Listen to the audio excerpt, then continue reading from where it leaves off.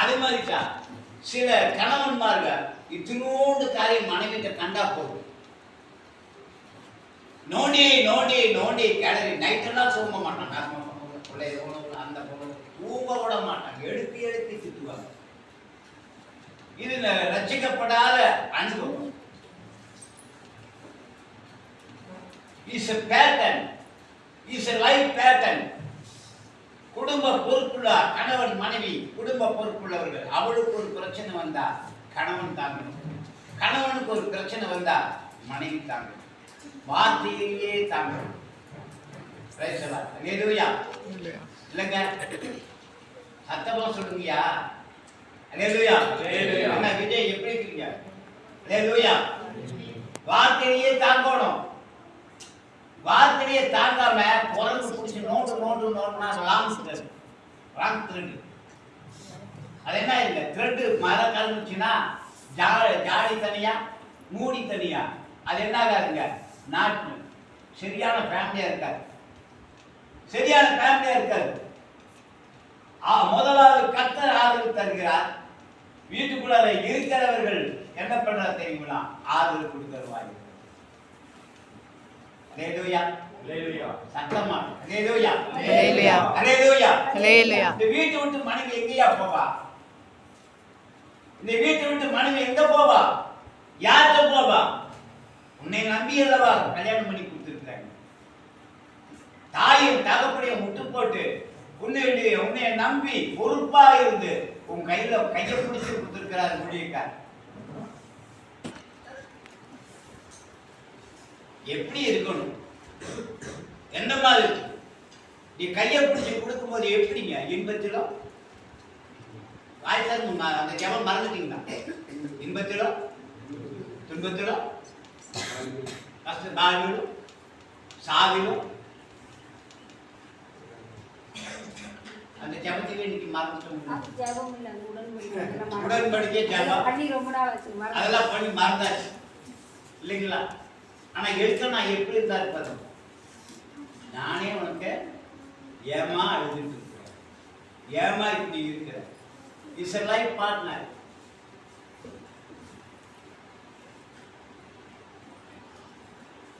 காயத்தை பெருசாக்க கூடாது, காயத்தை ஆத்தணும், காயத்தை ஆத்தணும்.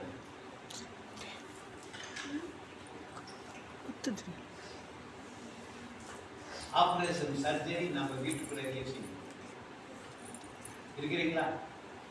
ஹலோ, அல்லேலூயா அல்லேலூயா.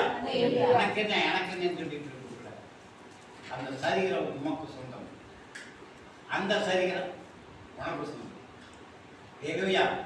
சரீரம் பாதிக்கப்படாத அளவுக்கு கணவன் மனைவி நடக்கும். அப்பதான் துக்கம் இருக்காது, வேதனைக்குரிய காரியம் வீட்டுக்குள்ளார நடக்கும். இந்த காலையில் இல்லாதனால தான் வீட்டுக்குள்ள ஏராளமான பிரச்சனை, ஏராளமான துன்பங்கள், ஏராளமான காரியங்கள் குடும்பத்துக்குள்ளார வருகிறது.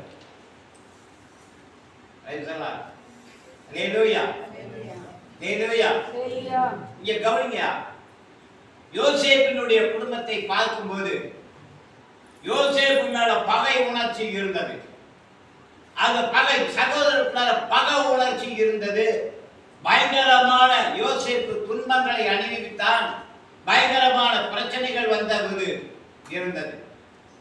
யாக்கோப்பு மரிக்கும் போது ஒரு துக்கத்தோடு கூட மரிக்க போகும்போது சொல்றான், நீ எகிப்தில பெரிய அதிபதியா இருக்கிற, நல்ல ஆளா இருக்க, நீ சாகும்போது அவன் செஞ்சதெல்லாம் நீ மன்னிக்க மாட்டியா?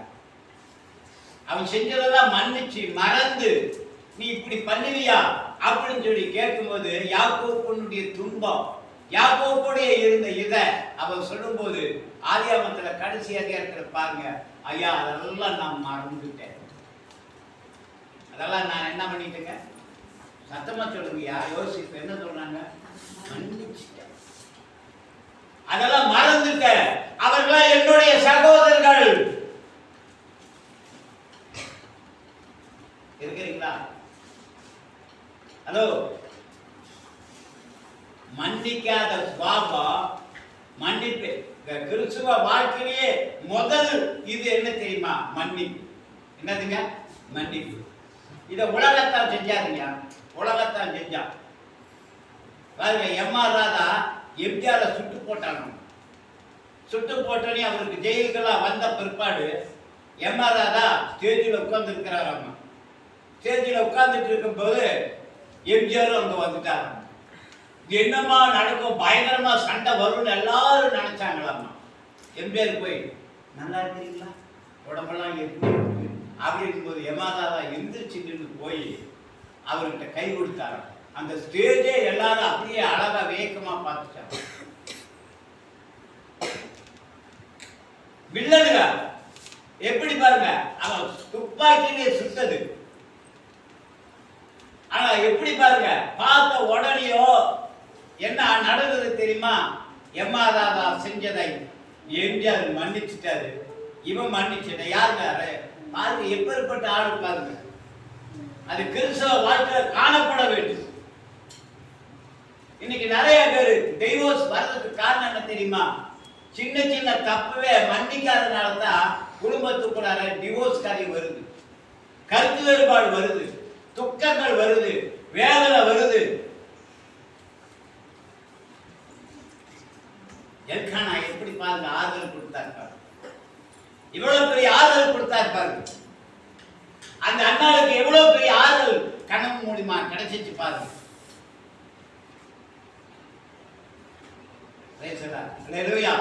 உங்க துக்கம் மாறுவதுக்கு யாரு இருந்தா, அண்ணாளுக்கு யாரு இருந்தா?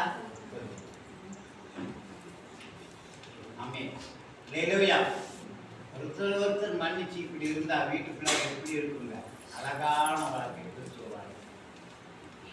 அடுத்ததான வாசனத்தை வாசிக்கலாம். ஏசாயாவுடைய புத்தகம் 60ஆம் அதிகாரம் 20வது வசனத்தை வாசிக்கலாம். 60, 20.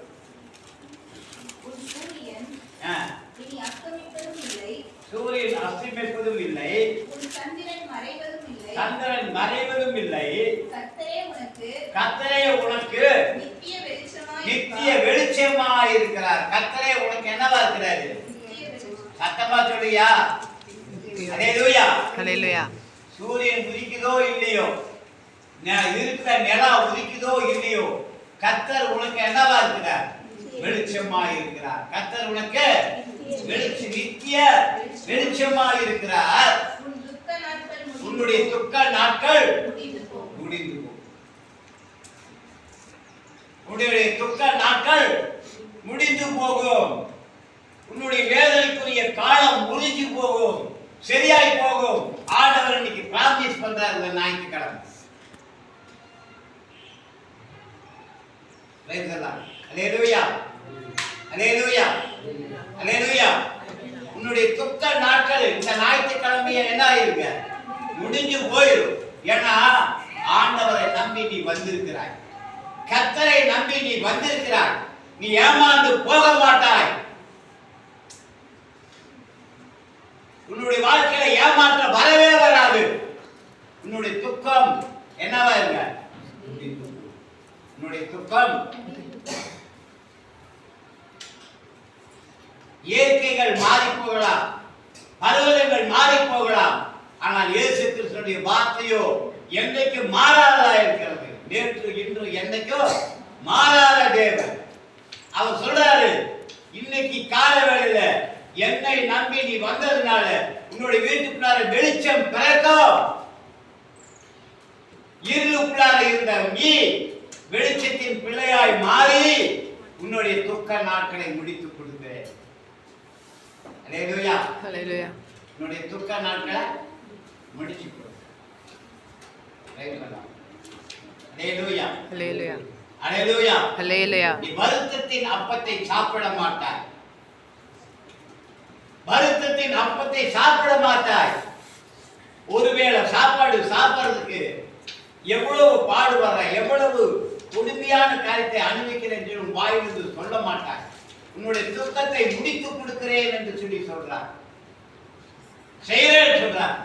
அதனால தான் சொல்றார், வருத்தப்பட்டு பாரம் சுமக்கிறேன், வாருங்கள் என்னிடத்தில், நான் உங்களுக்கு இளைப்பாறுதலையும் சமாதானத்தையும் கர்த்தர் கொடுக்கிறேன் என்று சொல்லி தேவ பிள்ளை உங்கள் துக்கத்தை சந்தோஷமாக மாற்றி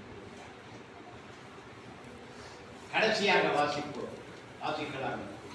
எரேமியாவுடைய புத்தகம் 31ஆம் அதிகாரம் 13வது வசனத்தையும் 14வது வசனத்தையும் வாசிப்போம். எரேமியாவுடைய புத்தகம். அப்பொழுது கன்னிகைகளும் எரேமியா 31 13வது வசனம் 14வது. அப்பொழுது கன்னிகைகளும் வாலிபரும் முதியோரும் கூட ஆனந்த பாருங்க, நிறுத்தி அழகா பார்க்கணும். வயசான கிழவு துக்கம் இருக்குதா? யாருக்கெல்லாம் துக்கங்க? வாலிப பையனுக்கும் துக்கம் இருக்குது, வாலிப பிள்ளைக்கும் துக்கம் இருக்குது, வாலிப பிள்ளைகளுக்கும் துக்கம் இருக்குது, வாலிபனுக்கும் துக்கம் இருக்குது. வாசிங்க. அப்பொழுது கன்னிகைகளும் வாலிபரும் முதியோரும் கூட ஆனந்த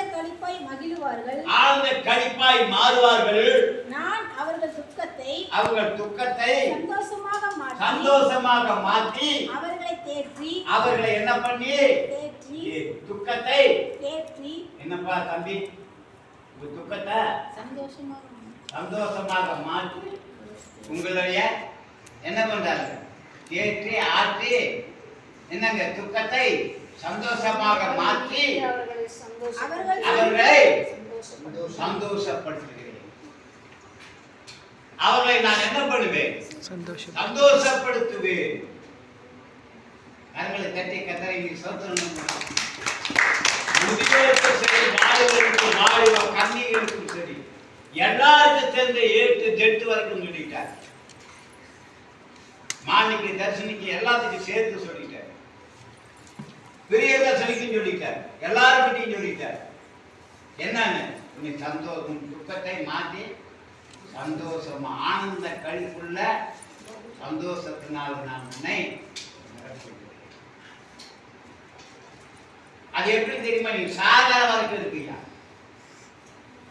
நீ பிறந்த நாள் மாத்திரம் இல்லை, எல்லா நாளும் ஆண்டவர் உங்களுக்கு தருகிறார். இதுதான் பிராமிஸ் வேர்டு. இன்னைக்கு தேவாலயத்தில் வந்திருக்கிற பிள்ளையே, உன் துக்கத்தை சந்தோஷமாக மாற்றி, உன் வேதனையை சந்தோஷமாக மாற்றி என்ன பண்றாராமா? சந்தோஷமாக கழிப்புள்ள சந்தோஷமாக நான் உன்னை வைப்பேன் ஆண்டவர் சொல்றார். அது யாருக்கு கிடைக்குது? இது யாருக்கு கிடைக்குதுமா? தேவாலயத்தில் இருக்கிற தேவனுடைய பிள்ளை. யாருக்குங்க? தேவனுடைய வாழ்ந்திருக்கிற தேவனுடைய பிள்ளை. நல்லா கவனிங்க. ஆளுக்குள்ளார வரும்போது எப்படி வரும்னு தெரியுமா? நீங்க ஞாயிற்றுக்கிழமை வர எப்படிங்க வரும்போதே என்ன செய்ய தெரியுமா? ஆண்டவர் என்னை பலப்படுத்த, என்னை நடத்த போகிறார், என்னை இப்படி பார்க்கிறார், என்னை துக்கத்தை மாற்ற போகிறார், என் வாழ்க்கையில் ஞாயிற்றுக்கிழமை ஒரு காலை நடக்க போகுதுன்ற எதிர்பார்ப்போடு கூட தேவாலயத்தில் வந்து உட்கார். சும்மா கடமைக்காக வரக்கூடாது, எண்ணத்துக்காக வரன்றது இருக்கக்கூடாது. ஒரு லட்சியத்தோட தேவாலயத்துக்குள்ளார வந்து உட்கார். ஒரு லட்சியத்தோட உட்கார்ந்து பாருங்க. அன்னைக்கு ஒவ்வொரு ஞாயிற்றுக்கிழமையும் ஆண்டவர் உனக்கு சிறப்பான செய்தியை கொடுத்து உன்னை பலப்படுத்தி உனக்கு வீட்டுக்கு அனுப்பு. நான் என்னுடைய ஜெபமே அதுதான். வந்திருக்கிற பிள்ளைகள் வெறுங்கையோட கூட போகக்கூடாது. எப்படி வந்தார்களோ அதே மாதிரி திரும்பி போகும்போது வெறுங்கையோடு கூட போகக்கூடாது. நிரம்பிய சந்தோஷத்தோடு கூட தேவாலயத்துக்குள்ள இருந்து போக வேண்டும். அது 7 நாள் அந்த சந்தோஷம் அவங்க வாழ்க்கையில் இருக்கப்பட வேண்டும். இதான் ஊழியக்காரனுடைய அப்படி இருக்க வேண்டும். இந்த தேர்ச்சியில் வந்து நிற்கிறேன். ஆண்டவருடைய சமூகத்துல முழங்காலில் இருந்து ஆண்டவருடைய சமூகத்துல கண்ணீர் விட்டு பாரப்பட்டு இந்த ஸ்டேஜில் வந்து நான் பிரசங்கம் பண்றேன். எதுக்கு தெரியுமா? 7 நாளும் நீங்க துக்கத்தோட வந்திருக்கிற உங்களை இன்னைக்கு சந்தோஷ கழிப்பாய் ஆண்டவர் மாற்ற சந்தோஷமா இருக்கு. அல்லேலூயா, அல்லேலூயா, அல்லேலூயா, அல்லேலூயா. ஆண்டவர் சொல்றார், இன்னைக்கு கர்த்தர் பேசிக் கொண்டிருக்கிறார். ஒவ்வொருத்தருக்காக ஆண்டவர் பேசுறார். வராதவங்க இன்னைக்கு அதை இழந்து போய் விட்டார். இந்த செய்தியை கேட்டிருக்கிற பிள்ளையே, உன் குடும்பத்தில் இருக்கிற அத்தனை பிரச்சனையும் தேவனாய் இந்த ஞாயிற்றுக்கிழமை மாத்தி, துக்கத்தை மாத்தி, வேதனையை மாத்தி சந்தோஷமாக ஆண்டவர் வைக்கிறார். அல்லேலூயா, அல்லேலூயா, சத்தமாக அல்லேலூயா, அல்லேலூயா, அல்லேலூயா, அல்லேலூயா. இன்னைக்கு நான் ஆண்டவர் இந்த ஆசீர்வாதத்தை சொல்லி இருதயத்துக்குள்ளாக ஸ்ட்ராங்கா ஆண்டவருக்குள்ளாக ஆண்டவர் துக்கத்தை மாற்றி சந்தோஷமும் கையில கொடுக்கிறார். உன் கையில அதை தராது, அந்த வேதனையை மாற்றி தராது. உங்கள் துக்கம் சந்தோஷமாய் மாறும். உங்கள் துக்கம் சந்தோஷமாய் அத்தம்மா வாய்க்கிறது எல்லாருக்கும். உங்கள் துக்கம் சந்தோஷமாய் மாறும். உங்களுடைய துக்கம் சந்தோஷமாய் மாறும். அல்லேலூயா, அல்லேலூயா, அல்லேலூயா, அல்லேலூயா. குடும்பத்தில் இருக்கிற ஒவ்வொருத்தருடைய துக்கத்தை மாத்திரால உரண்டி இது பண்ணி பிரிச்சு வேதனைப்படுத்திட்டு வீட்டுக்குள்ள அப்படி இருந்தா எங்க மாறும் சொல்லுங்க பார்க்கல. இதுல வேற நகை வேற பெருசா வரும், புரண்டல் அப்படி ரத்தம் வரும். வீட்டுக்குள்ள ஒருத்தர் என்ன பண்ண தாங்கி கொடுக்கும். அதுதான் கிறிஸ்துவ வாழ்க்கையா. அப்படியே தாங்கணும். வீட்டுக்குள்ள இருக்கிறவங்க ஒவ்வொருத்தரை தாங்கி கொள்ள வேண்டும். உனக்கு யார் இருக்கிறாயா? நீ பொழுது உங்க அம்மா அப்பாவை விட்டு போட்டு நீ வந்திருக்கிற, உன்னுடைய தாயிரப்பனை விட்டு போட்டு நீ வந்திருக்கிற. வாரல பாசமா பணம் வாழ வாழ்க்கை கொஞ்ச நாள் தான். என்னதுங்க? கொஞ்ச நாள் வாழ்க்கை தான். அந்த கொஞ்ச நாள் வாழ்க்கையை நீ சந்தோஷமாய் வாழணும்னா தேவ சமூகத்துல இப்படி இருந்தோம்னா ஆண்டவருடைய ஆசீர்வதித்து இஸ் லைஃப் என்ன என்ஜாயர் லைஃப் என்ஜாயர் அழகா இருக்கும். நீ சாப்பிட்றது பிரியாணி சாப்பிட்றத காட்டிலும், கறி குழம்பு சாப்பிட்றத காட்டிலும், நீ நல்ல உயர்ந்த புடவையை காட்டுறத காட்டிலும், 10 பவுன் கழுத்துல நகையில இருக்கிறத காட்டிலும் வார்த்தை கொடுக்கிற இது பார்த்தீங்களா, அதுதான் உயர்ந்ததா. அல்லேலூயா, சத்தமாக சொல்லுங்க. அல்லேலூயா. வார்த்தையை தாங்கிறது, செய்திகளை தாங்கிறது, செய்திகளை இது பண்றது, அதெல்லாம் இருந்துச்சுன்னா குடும்பத்துக்குள்ளார என்ன உண்டாங்க தெரியுமா? சந்தோஷம், துக்கம். சத்தமா சொல்லுங்க. துக்கம், வேதனை மாறும். ஆண்டவருடைய சமூகத்தில் கூப்பிட்டுக்கலாம். ஆண்டவருடைய சமூகத்தில் இன்னைக்கு அதிகமாக ஆண்டவர் பேசிக்கொண்டு